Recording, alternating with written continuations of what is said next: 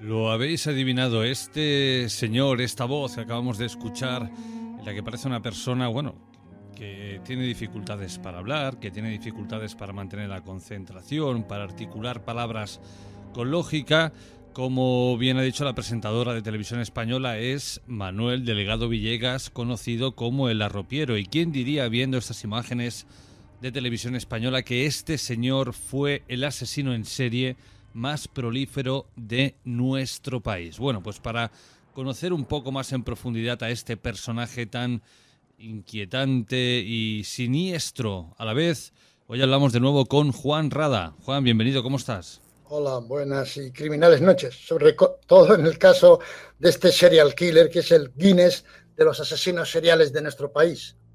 Como digo, Juan, viéndolo en esta entrevista de Televisión Española, poco más o poco menos que parece un deficiente mental el arropiero. Bueno, ya también cuando le hicieron el reportaje hay que pensar que llevaba ya un montón de años ingresado, que le habían sometido a diversos experimentos, pruebas y demás, y todo eso le afectó. Porque cuando fue detenido inicialmente andaba bastante bien de la cabeza, con buena memoria, de todo. Ya digo, el internamiento que tuvieron, vamos, fue un fallo, ¿no? También de la justicia de todos con este hombre, que lo tuvieron ahí varios años, en fin, sin juzgar, sin nada, y al final, bueno, pues buscaron lo de declararlo inimputable y demás, y le sometieron pues eso, a medicaciones muy fuertes y demás, que lo dejaron pues bastante trastornado. Pero ya digo, su imagen real de sus tiempos en activo como asesino no correspondía a la que se vio en el programa de televisión.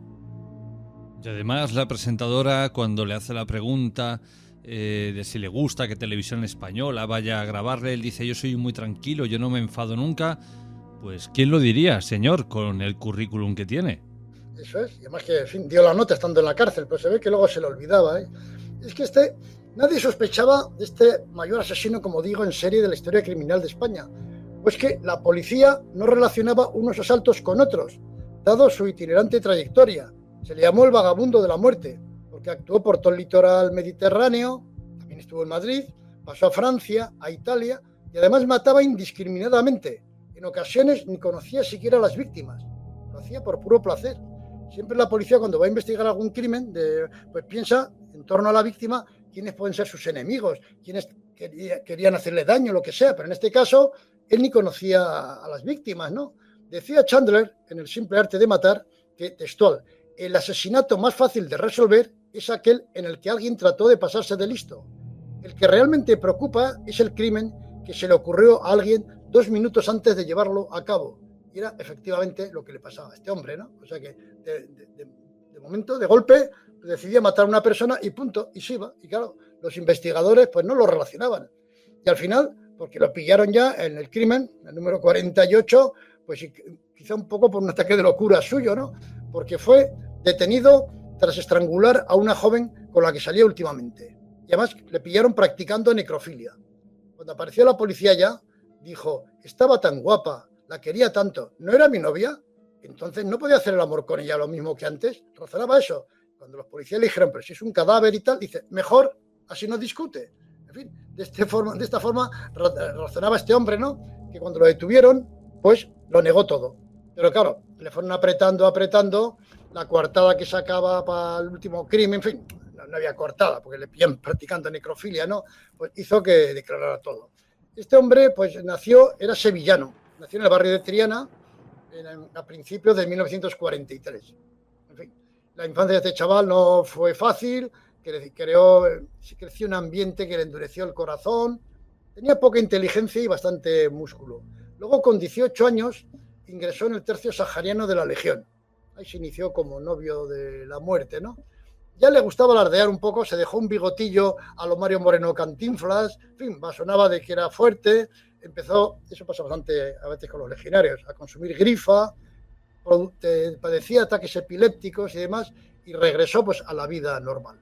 Y ahí se dedicó ya pues a todo: descuidero, mendicidad, hurtos, puterío y chuleo. Lo mismo le daba con mujeres que con hombres, o sea, eso, y además tenía una facultad, era muy promiscuo y bisexual, porque tenía gran éxito dado que padecía anaspermatismo, es decir, ausencia de eyaculación, lo que le permitía repetir los coitos con facilidad. fue detenido en varias ocasiones, pues por la famosa ley de vagos y maleantes, ¿no? La gandula, que se llamaba entonces. Bueno, entonces el primer crimen es, como he dicho, sin venir a cuento.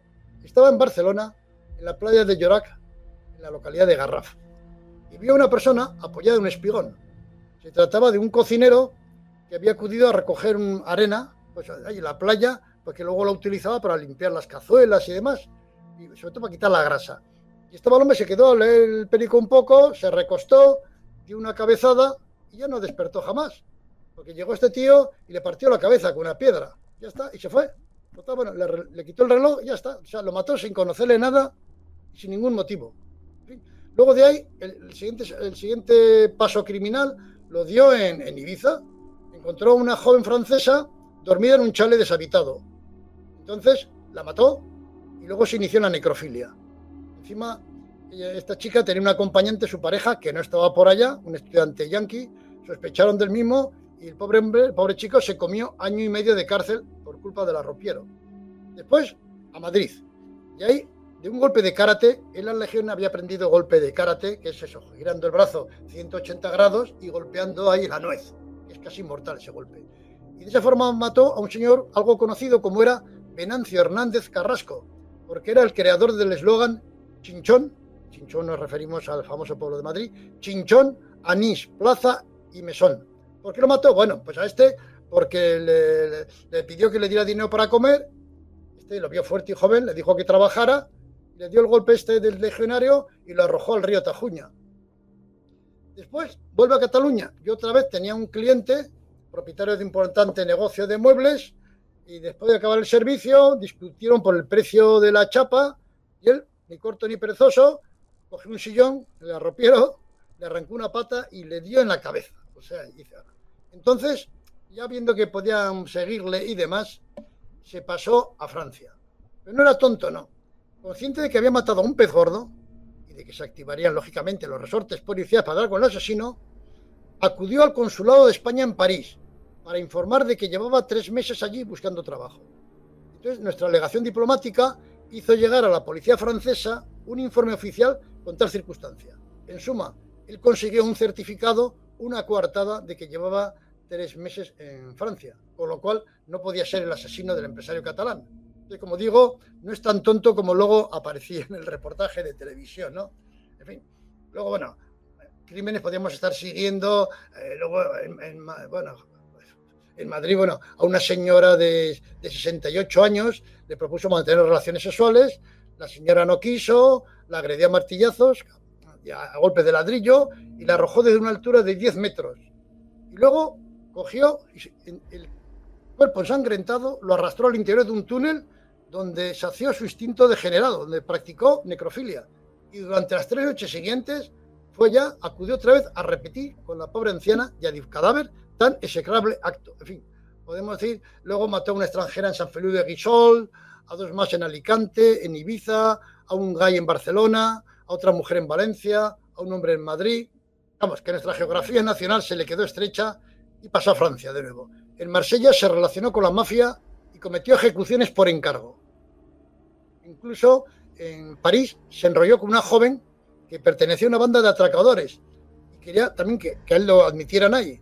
Y como no lo admitieron, pues la mató a ella y a 4 miembros del grupo este. O sea, era peligrosísimo. Bueno, y luego en Roma se amancebó con su patrona del piso donde vivía. Era una gorda fellinesca, como la que aparecía en la película de Fellini.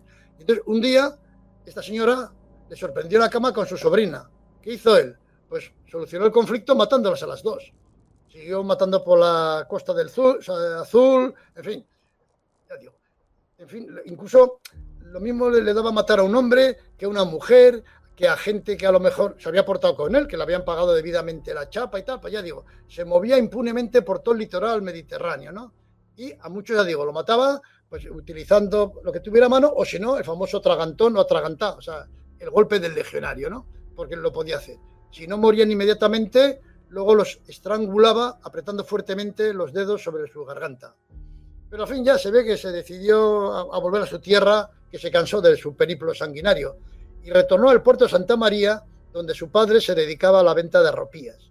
En fin, pero pronto se le cruzaron los cables. Entabló amistad con un estudiante y este intentó acariciarle la pierna. Ni corto ni perezoso le propinó un golpe de karate y lo estranguló.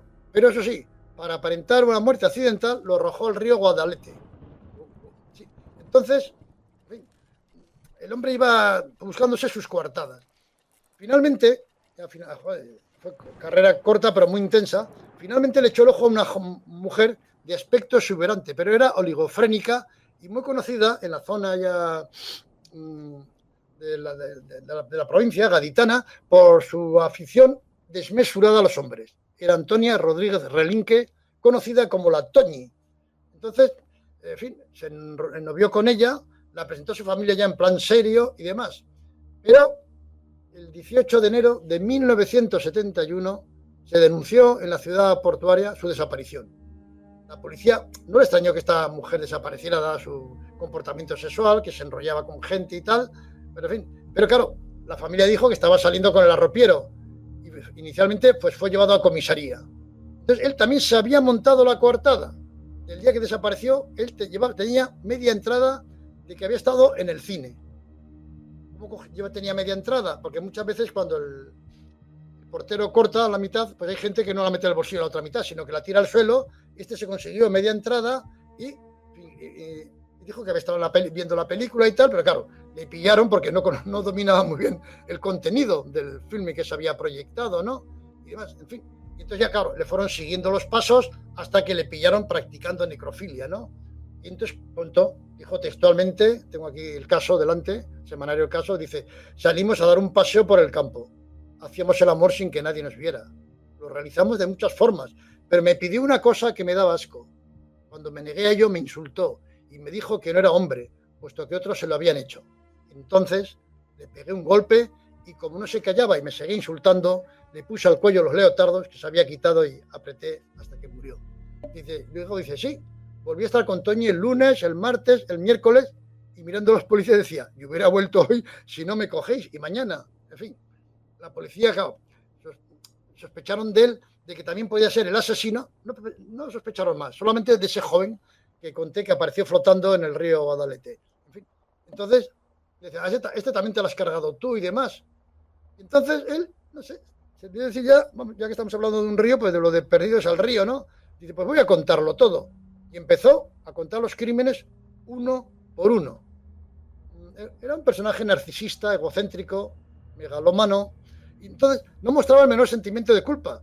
Describía los asesinatos sin que su voz expresara la más mínima emoción. Muy al contrario, alardeaba de sus hazañas, incluso disfrutaba. Este ya de joven, a raíz de que viera la famosa película El Estrangulador de Boston, en la que el gran actor Tony Curtis interpretaba al asesino Albert de Salvo, que mató a 13 personas, en su cabeza empezó a bullir la idea de tener popularidad criminal. Él ya pensaba de joven, desde que volvió de la Legión, en matar. En fin, parece que era el síndrome de Heróstrato. Entonces, a la justicia, claro, dio muchos datos, muchos detalles. Decía dónde había matado a la gente. Y claro, la policía comprobaba que efectivamente que esa gente había muerto y demás. Y este contaba cómo los había matado, en qué circunstancias, en qué fechas. O sea, tenía buena memoria. En fin, no era, ya digo, el tontucio que aparecía luego en televisión, ¿no? Y claro, aquello fue el primer delincuente que viajó en avión por toda nuestra geografía, acompañado de un juez instructor y de un grupo de policías. Fue un séquito de la muerte para ir conociendo los lugares de sus crímenes. Para que veamos cómo era este sujeto, durante uno de los traslados en coche patrulla, la radio del coche dio la noticia de que un mexicano había batido un récord al haberse cargado a 52 personas. Entonces uno de los agentes que iba allá le dijo en broma, Manuel, este te ha ganado de largo. Entonces el arropiero, tras meditar unos segundos, levantó la cabeza y se acercó al inspector jefe que dirigía la investigación. Le dijo textual, jefe, déjeme libre 24 horas, por favor. Suélteme usted 2 días, que yo vuelvo luego, se lo juro, que no me escapo. Pero ese cabrón mexicano no mata más que yo. En fin, él quería que el récord lo tuviera un español, ¿no? En fin, un patriota del crimen era. En fin, costó de todos modos mucho pues, aclarar todos los crímenes, ¿no? Porque claro, en fin, él tenía una prodigiosa memoria fotográfica, pero a veces sus coordenadas espaciotemporales las tenía completamente trastornadas. Hay que pensar que se drogaba, cosas de estas, ¿no? En fin, y entonces, ¿por qué mataba? Cuando le preguntaban, pues robo, impulso sexual, una mala contestación que le dabas, y a veces más, ya, como el placer ese de matar, por sin matar, ¿no? En fin, empezó a ser denominado por la prensa como el estrangulador del puerto, apodo que le puso el rotativo el Diario de Cádiz. Entonces el alcalde de la ciudad portuense no le agradó eso, cara al turismo, pensando que perjudicaba la imagen de la ciudad gaditana, ¿no? Y entonces, que ya bastante había salido recientemente por el motivo de la fuga del Lute. Y entonces pasaron a denominarle el arropiero. Pero ya digo, fue un mote, un alias que le improvisaron ya, dado que ayudaba a su padre en la venta de arropías y tal, ¿no? Pero vamos, que nunca la habían... Incluso eso, ya digo lo del vagabundo, de la muerte y demás. Luego, como he comentado al principio, fue encarcelado, pero ya nadie se acordaba de él. Permaneció demasiado tiempo entre rejas, sin que judicialmente se hiciera nada, ¿no? Se perdió su expediente. Faltaron acusaciones particulares. Hubo pocos testigos, a pesar de la cantidad de muertos, ¿no? Y lo peor fue, como he dicho antes, que algunos inocentes penaron en la cárcel por crímenes suyos y demás. Tras 6 años y medio de prisión preventiva, sin protección legal ninguna, es más, no tuvo ni abogado de oficio en todo ese tiempo. La Audiencia Nacional emitió un auto de sobreseimiento libre. Como este caso había estremecido a la sociedad y desbordado a las autoridades, la decisión final, como he comentado al principio, pues fue una chapuza, fue un apaño. Había que evitar el escándalo judicial, que no salpicara a nadie. Solución, un compromiso entre jueces, policías y psiquiatras. En suma, fue declarado inimputable. ¿Motivo? Bueno, pues que tenía una alteración cromosómica, la trisomía conocida como XYY. En fin. Entonces, habida cuenta que tenía una falta grave de conciencia, sin empatía ni culpabilidad, pues los especialistas recomendaron que no recuperase la libertad, dado que para él no existía el arrepentimiento. La causa fue archivada, ordenaron su internamiento a perpetuidad, ahora insisto en lo de perpetuidad, que al final lo aclararé, en un centro médico penitencial. En fin, se libraba en aquel tiempo del garrote vil, ¿no? Lo metieron en el psiquiátrico penitenciario de Carabanchel, donde tuvo una actitud contradictoria. Inicialmente, igual que en la entrevista de televisión, negaba su currículo asesino. Decía que él era muy tranquilo, muy pacífico, quería recuperar la libertad. Pero luego sus actos no fueron iguales, ¿no? Porque tuvo un comportamiento turbulento. Intentó estrangular a un joven alemán condenado por el famoso crimen ritual de su familia en Tenerife, que no sé si lo hemos comentado en esta familia, aquí de esta familia en este programa, ¿no? Aquel matanza que hubo allá en Tenerife entre un chico joven y acompañado al órgano por su padre, que mataron, descuartizaron, hicieron de todo con la madre y con las hermanas. Pues el arropiero intentó estrangular a ese joven. Y también intentó violar a una asistente social a la que le echó ya, después, al no dejarse violar, le echó la mano al cuello. En fin. O sea que el hervor del crimen seguía corriendo por su vena. Entonces, como he dicho al principio, tuvo que ser sometido a toda clase de terapias y tratamientos. En varias ocasiones encadenado a la cama. Le aplicaron electroshocks y camisas de fuerza química en forma de pastillas que fueron amansando a la fiera. Con el paso de los años se convirtió en una especie de vegetal encorvado y deforme, y eso, que hablaba, pues como se vio en la entrevista televisiva, ¿no? En fin. Tras el cierre de Carabanchel, pues lo trasladaron a Alicante, a otro hospital también psiquiátrico ahí en Foncalén, ¿no? Y después consiguió, en base a que tenía una hermana en Cataluña, donde él ya de pequeño también había estado unos tiempos con la familia, que lo trasladaran al de Santa Coloma de Gramenet, en Barcelona. Pero ojo, estaba encerrado a perpetuidad. Pues no. Con la entrada en vigor del nuevo Código Penal, se le aplicó en 1998 el régimen abierto, por lo que quedó prácticamente en libertad. Aunque los psiquiatras forenses habían dicho que podía volver a matar o que volvería a matar, lo dejaron libre. Se dedicó a vagabundear por la capital catalana y por Mataró, donde le quedaba, como digo, algún familiar. Pasó totalmente desapercibido. Nadie lo relacionaba con el famoso exterminador que tanto había salido en la prensa. En el caso, yo tengo una colección de ejemplares ocupando portadas, páginas centrales, contraportadas, ¿no? Y falleció al poco de afección pulmonar, dado que tenía mucha afición al tabaco. Se fumaba igual 2 o 3 cajetillas al día. Falleció en el hospital de Badalona, donde su muerte pasó inadvertida, ya que pensaron que era un menesteroso, no sabían que era el famoso arropiero, ¿no? En fin, los psiquiatras que lo examinaron, ya digo que durante su internamiento dijeron eso, que volvería a matar. Aquí, en fin, varios, García de Andrade, por ejemplo, me acuerdo que era el decano de los forenses, dijo, no tiene cura, debe estar recluido de por vida. Frontela, que ha salido bastante en televisión, ¿no? Con el caso de Alcácer y demás, también dice, sabe matar y volverá a matar. Y, en fin, y decían que la tasa de reincidencia de estos sujetos es del 80% una vez que son escarcelados. Muchos hacen la pregunta, ¿reincidió? Hombre, la incógnita queda, aunque tal como se le vio en televisión y tal, pues parece que ya andaba para pocos trotes, ¿no?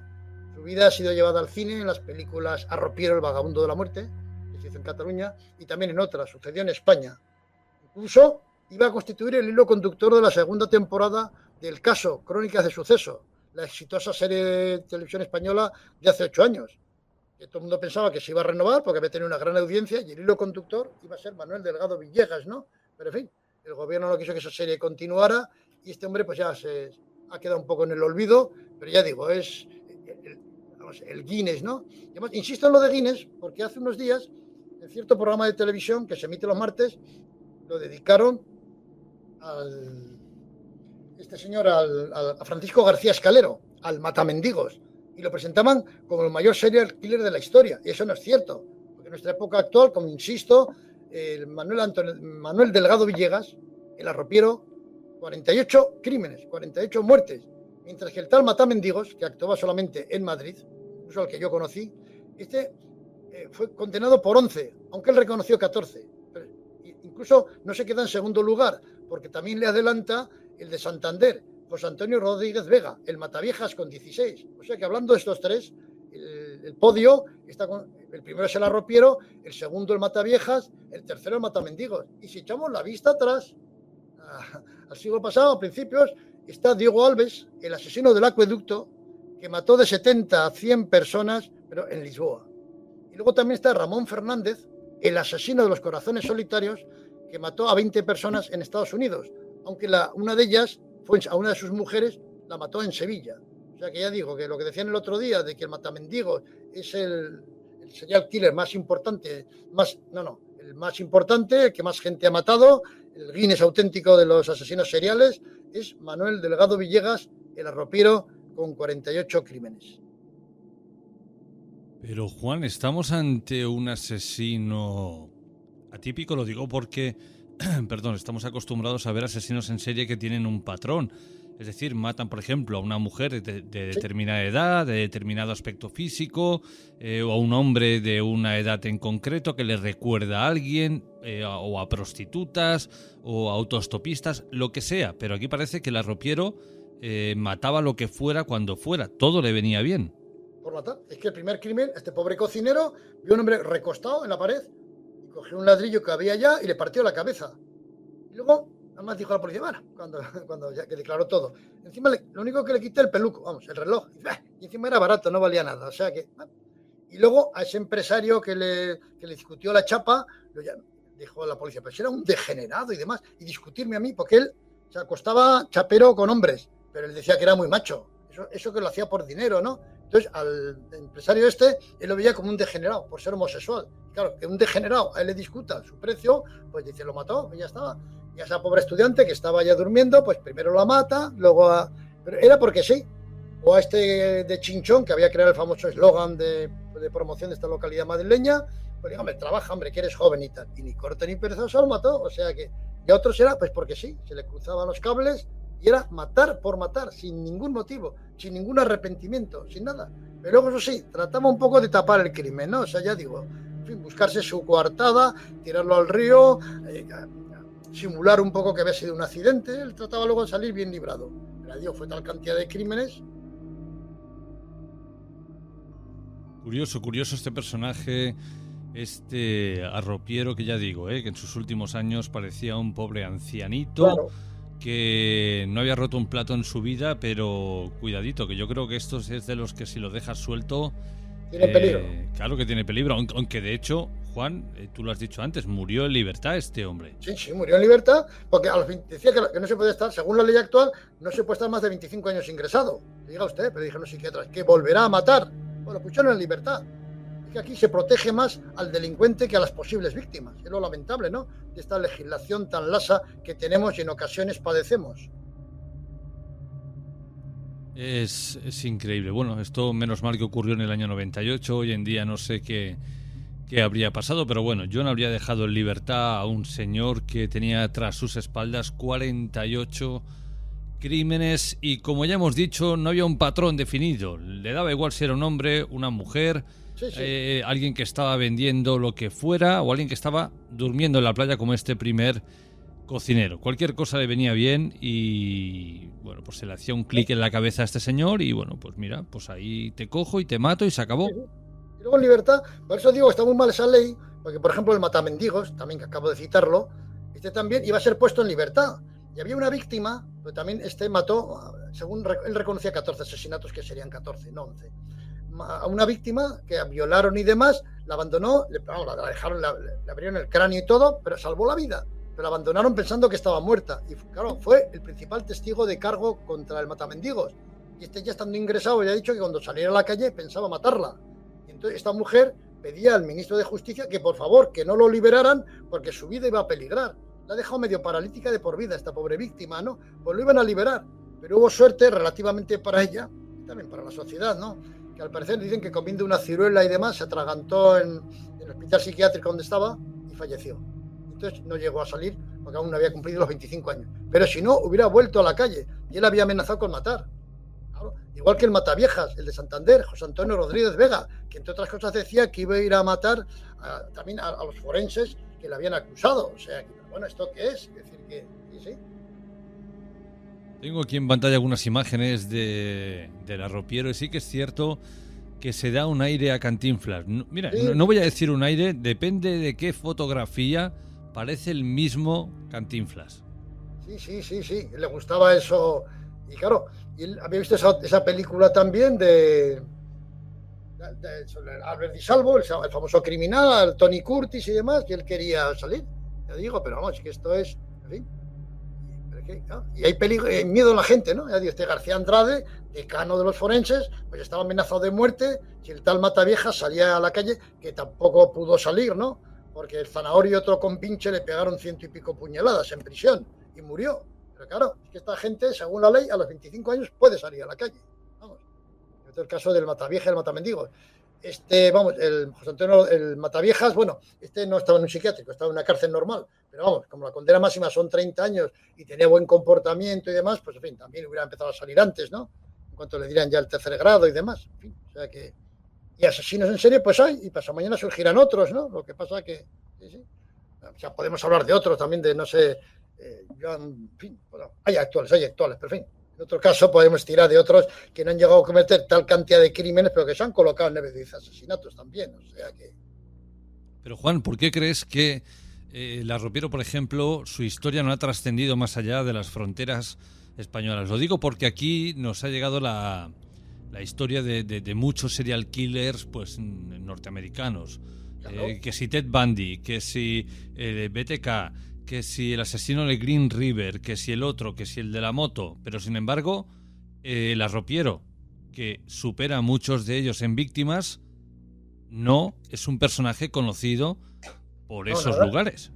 Es más, he citado también a un español que era granadino, Ramón Fernández, el asesino de los corazones solitarios. Este también empezó, vamos, mató aquí en España y tal, pero este en América, pese a ser español, 3 películas han hecho sobre él, 3 películas. La última protagonizada por John Travolta y Salman Hayek, nada menos. Y no era americano, ¿eh? Ya digo, es un tío de nacionalidad española, ¿no? Y a pesar de eso, en fin, fue condenado por 3 crímenes, aunque había matado a 20 personas. Pero dijeron, con 3 crímenes ya era suficiente porque iban a morir en la silla eléctrica, ¿no?